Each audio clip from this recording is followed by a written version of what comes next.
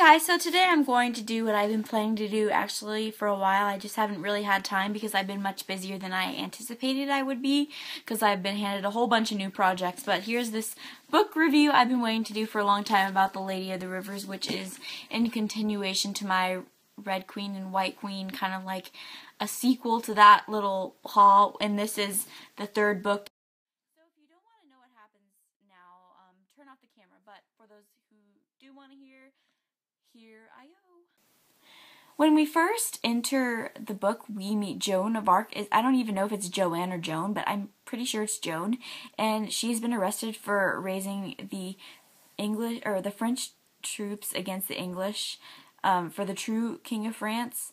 And she is imprisoned where Jacquetta's house is, or her mansion, I guess. It would not be a house back then because she was like heiress to the House of Burgundy.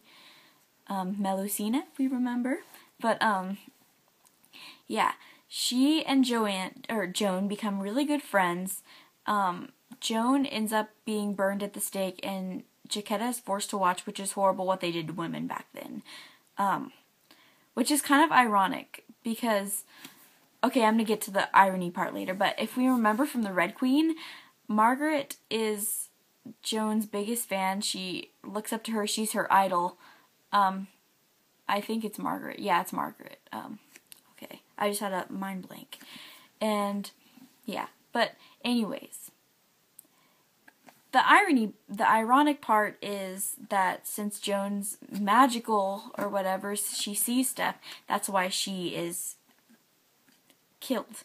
But, when Jacquetta marries the Duke, he doesn't marry her for normal purposes like they did back then to have kids or anything. He married her because she had special gifts, because she was from the house of Melusina. She was descended, so of course she had special gifts like the sight. He wanted her to use the sight in alchemy, which was completely bad back then, and this is the same man who sent Joan to die, which I don't know. This is it's completely horrible how they treat women. I absolutely hate it. I could not have lived back then. I mean, although they had nice dresses and everything, the bad things do not overcome it. But anyways, he ends up dying, and she ends up falling in love with his squire, Richard Woodville, and he sounds really cute in the book. But they marry each other for true love. It's a beautiful love story. There's this part where she's lost in the woods and he comes and visits her, and it's like from his point of view, and he's saying like how she has a unicorn by her, like she's magical. And back then, like, you were so pure you can catch a unicorn.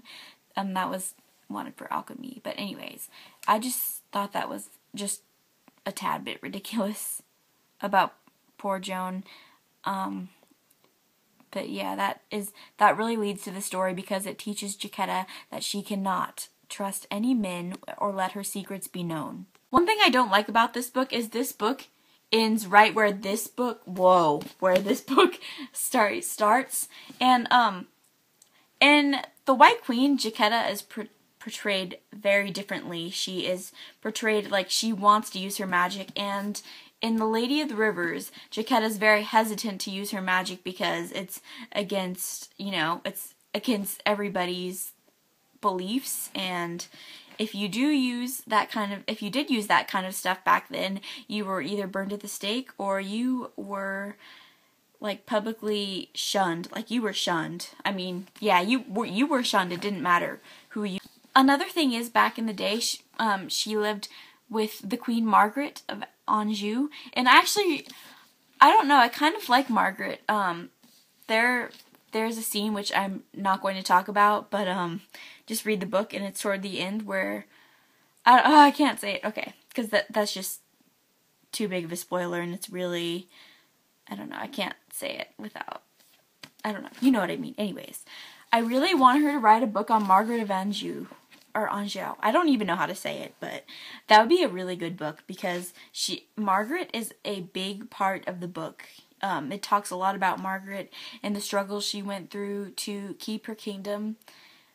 Basically, Henry, her husband, was the sleeping king, because he didn't rule his country, she actually pretty much ruled it.